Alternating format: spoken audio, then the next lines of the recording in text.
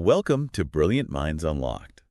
Today we are taking a deep dive into the life and work of Edgar Allan Poe. A brilliant mind, for sure. Yeah. But Poe's life was far from the stereotypical image of a brooding, macabre writer. It really was a roller coaster, highs and lows. Exactly. And all those ups and downs directly influenced his work. For instance, did you know Poe was essentially an orphan by the age of 3? Oh, yeah. Tragedy struck early for him. And then his foster father forced him into business, even though Poe was passionate about writing. Ugh, talk about conflict. And get this, his most famous poem, The Raven, was written while he was caring for his dying wife. Wow. Heartbreaking. It really is. So today, let's explore how these personal struggles shaped Poe's creative genius. Sounds fascinating. And we'll also discuss why his works still resonate with us centuries later. It's incredible, isn't it, how his stories still have that power? Absolutely. So let's start with Poe's early years, loss and legacy right from the beginning. Right. I mean, his childhood was incredibly difficult. Abandoned by his father. Mother died when he was just 2 years old. And then raised by foster parents, but with a strained relationship. Yeah. John Allan, his foster father, provided a good education for Poe, but But there was always that push towards a business career. exactly, which totally clashed with Poe's artistic ambitions. Can you imagine?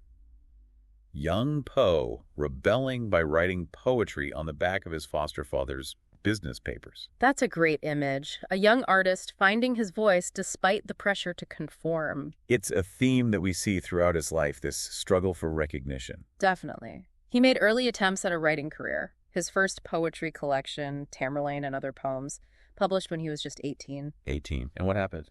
It went largely unnoticed, unfortunately. And to escape poverty, he even joined the army, right? He did, almost as if he was trying to forge a new identity. But even in the military, that pull of his creative impulses just wouldn't let go. It's like it was his destiny to be a writer. And eventually he ends up back in Baltimore, living with his aunt. And that's where things start to change for him. He starts selling short stories to magazines. Which was a big deal back then, right? Absolutely, a significant achievement. He really honed his craft during this time, developed his unique voice. And then he lands the prestigious role of editor for the Southern Literary Messenger. That's where he gains notoriety as a critic. Sharp, often scathing, earned him the nickname Tomahawk Man. But success, as we often see, can come with a price. Yeah.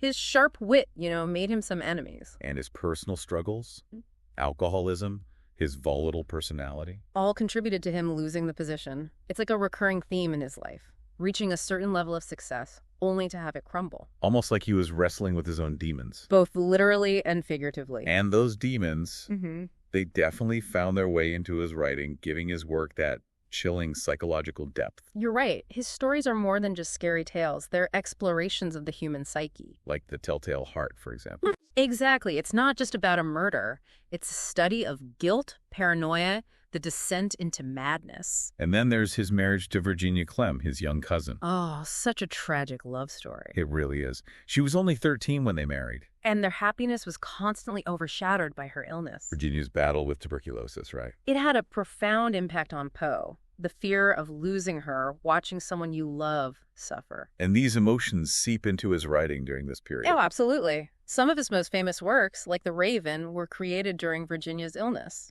It's fascinating how he channeled his personal anguish into such beautiful poetry. Beautiful, yes, but haunting, too. The Raven, with its themes of loss, grief, the power of memory, it's a reflection of his emotional state at the time. The raven itself, a symbol of darkness and despair. A manifestation of his inner turmoil. It's as if he was trying to exorcise his own demons through his writing, confronting his deepest fears. And that willingness to delve into the darkness to explore those depths of human despair, that's what continues to captivate readers even today. What makes Poe, Poe? Exactly.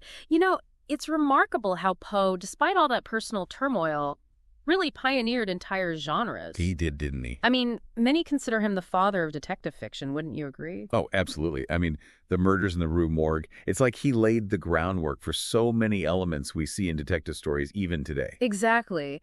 That brilliant but eccentric detective, C. Auguste Dupin, using logic and deduction to solve these seemingly impossible crimes, It's a formula we see everywhere now. It really is. It's like he created the blueprint for detective fiction, you know? Hmm. Sherlock Holmes, Agatha Christie, even those gritty crime dramas we see on TV. Yeah. You can trace it all back to Poe. And it's not just those plot elements, right? It's the psychological depth he brings to it. Right. Poe understood that crime isn't just about the act itself, it's about the motivations. It's about that darkness within the human heart. That's what drives someone to commit those horrible deeds. He was exploring the criminal mind way before forensic psychology was even a thing. Exactly. It's no wonder his work resonated with those French symbolists. Like Baudelaire, right? Yeah. Fascinated by the subconscious, all those darker sides of human nature. Baudelaire was a huge admirer of Poe's. He even translated his works into French. Wow. He saw a kindred spirit in Poe, someone who wasn't afraid to explore those shadowy parts of the human psyche. And Poe's influence goes way beyond literature. Think about his impact on film, music, art. His themes and imagery have been everywhere for over a century. It really speaks to his power as a storyteller. He tapped into something universal. Those primal fears and anxieties, they transcend time and place. He understood that darkness we all have inside us. And he wasn't afraid to confront it, both in his writing and in his own life. But even though his life was marked by all this tragedy, he also had this incredible resilience, this ability to turn his pain into art. It's what makes him so compelling. It really is brilliant and tormented, creating beauty out of darkness. It's a powerful reminder, isn't it? Even when we're faced with suffering, the human spirit can find ways to cope, to create, to find meaning. It's a message that speaks to everyone, especially those of us who have struggled with our own inner demons. Poe's story suggests those dark corners, well, they can also be sources of creativity, that facing our fears and anxieties can lead to these unexpected breakthroughs. What stands out to you most about Poe's work? What resonates with you personally? Take a moment to consider this because it might reveal something about your own inner world. Do you find yourself drawn to those intricate puzzles in his detective stories? The way he uses logic to unravel these mysteries? Or maybe it's his exploration of the human psyche, his ability to capture those nuances of grief, madness, the haunting power of memory. Whatever it is that draws you to Poe, keep exploring his work.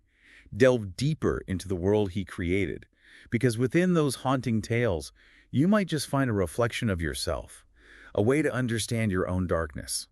And maybe, just maybe, like Poe, you can transform it into something beautiful and meaningful. Yeah. You know, it's just amazing to think that even after all these years, Poe's stories still have this power to unsettle us. You really do. You know, to make us think about that darker side of human nature. I think he had a real timeless quality to his work, wouldn't you say? He Yeah. really tapped into those universal fears, the fear of death, the unknown, loss of control. It's things we all think about. Exactly, and they resonate no matter what era you live in. And he wasn't afraid to push those boundaries. He wasn't. You know, to go to those uncomfortable places most writers just shy away from. I think that's why his work is still relevant today. He makes us confront those unsettling truths about ourselves, those parts of the human condition we try to ignore. He reminds us that darkness exists, not just out there in the world, but inside each of us. It's true. And it's part of what makes us human, you know, that Yeah. capacity for both good and evil. That duality, yeah. And instead of shying away from it, Poe embraced it. He did. He explored the darkness with this curiosity and honesty that's both fascinating and a little unsettling. For sure. And thinking about his own life, it's hard not to see the connection between his struggles and the themes in his writing. Oh, absolutely. The loss, the heartbreak, you know, that constant battle with his inner demons. It's like his art became this way for him to process those experiences. To make sense of it all. Yeah, the chaos, the pain. And in doing so, he created something truly unique and lasting. He did. His work continues to inspire, to challenge, even to provoke us generations later. A real legacy. And it's a testament to the power of art. To take suffering and turn it into something meaningful. Something that speaks to everyone. To the universal human experience. So as we wrap up our deep dive into Edgar Allan Poe, We do have to think about this. how can we, like Poe, channel our own struggles into something creative? Something that lets us connect with others and explore those depths of human experience. That's the question, isn't it? Maybe by embracing our own darkness, our fears and anxieties, we can unlock something we never knew we had. Maybe even a wellspring of creativity. And by confronting those shadowy parts of ourselves We can find a path toward healing, and understanding. even beauty. Thank you for joining us on this journey into the mind of Edgar Allan Poe. It's been a pleasure. We hope this deep dive has inspired you to explore his work further and to discover those hidden depths within yourself. Until next time. Keep exploring, keep questioning, and keep diving deep.